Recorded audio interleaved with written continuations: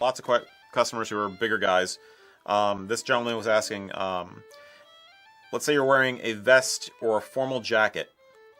Would it be acceptable to use an 1.5-inch belt so that you could carry the sporran on sporran hangers? He has a belly, so he's trying to make it more comfortable for that. He knows about using the tricks of like hanging the sporran chain in different ways, like over the kilt buckles, that kind of thing. But he prefers the hangers.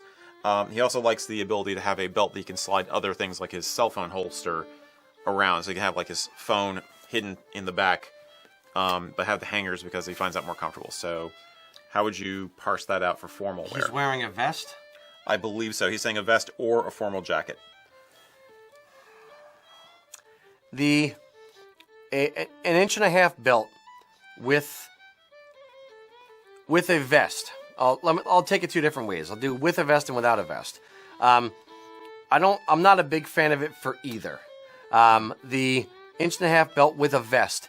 If you can tuck the belt up underneath the vest entirely so you don't see it, and you're wearing it tight enough that it's not going to, peek down over time, and it's going to be able to hold the weight of the sporran, then okay. But I'd get a pair of sporran hangers that are either longer or add some chain to the end of it so that the sporran can hang down to the appropriate height, but the tops are still, and the belt is actually still hidden underneath the top of the vest, or underneath the bottom of the vest.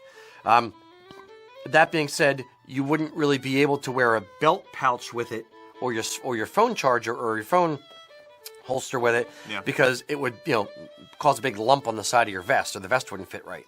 So that kind of defeats that purpose. If you're wearing it without a vest, just the jacket, you could wear a holster on it, or your phone holster on it. However, it's going to look weird. I mean, your kilt is worn up around the widest part of you, and a kilt belt is 2.25 inches wide with a big old belt buckle. That looks proportionate to the kilt and to your body and all the rest of it. When you wear a skinny belt, whether it's 1 inch or even 1.5 inches, like jeans style belt, up that high, on a kilt, it just doesn't look quite right. No matter whether, that's why I'm saying if it's hidden, maybe, but yeah, I wouldn't do it. I'd still do the trick of hanging your sporran chain or your sporran strap over top of the buckles on the side of your kilt before I would do a belt like that. I suspect he's still having the problem, even with using the chain on the buckle trick, that his sporran is undercutting his belly, and he doesn't like how that's looking. One thing that I saw a long time ago on a couple kilts from Scotland, when there is at least one maker who does it, because I remember seeing it, when kilt waists were bigger, they actually put two, the two little loops that you sometimes have on the inside of your kilt to hang the kilt up. Yeah. They did something like that. Think of like belt loops made of tartan, and they sewed it to the front of the kilt up near the top. Okay. And they actually ran the sporran chain through there, so it would hang down. So it's coming across and then down. Correct. Through those, Correct. So perhaps installing some extra belt loops, so the chain, you're wearing the sporran chain more like a belt then, that comes around to a strategic point to these two loops, and then. Yeah, but they weren't belt loops. Yeah. They were belt loops. Think of like a belt loop, a long skinny piece of fabric. Yeah. Fold it in half so it makes a U kind of shape, and they sewed it to the inside of the kilt, to the inside of the front apron. Huh. And then if you want to use it, you flip it over top of the front apron so you can have it on the front of the kilt. And they would sew them about 10 inches, 12 inches apart on either side of the front gig line, the centered line on the front apron. So it's a little bit, it's more like, I go. And then that way you run your chain around your waist and then through those loops, and then it hangs down right there in the front, versus on the sides, like I'm suggesting, hooking it over top of the buckles.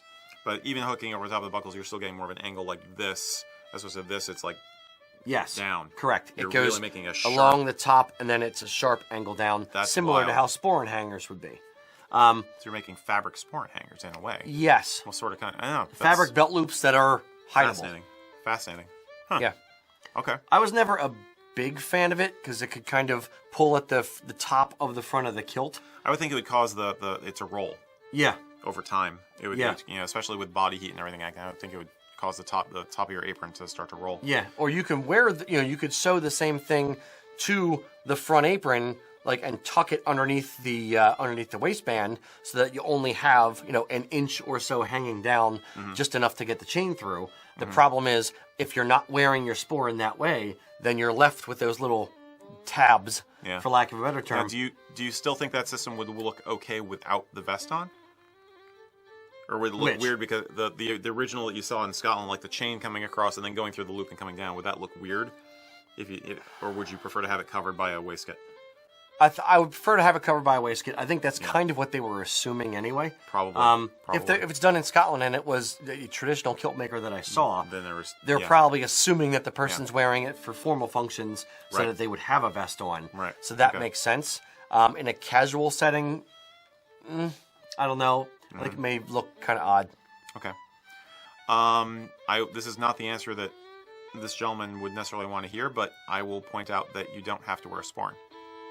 It can look a little strange to some people's eyes, but you don't. Okay, but you do not have to wear a sporran.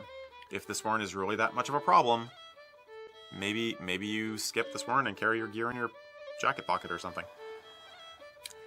If he's wearing it with a formal outfit, you should probably have a sporran. I agree. Yeah, I think it would look. Yeah. It's now if I'm in the shop and I'm running around and I'd leave my sporran in my office. I'll agree with that. But if I'm doing something, out in the public or something formal, it would look like you forgot it to me.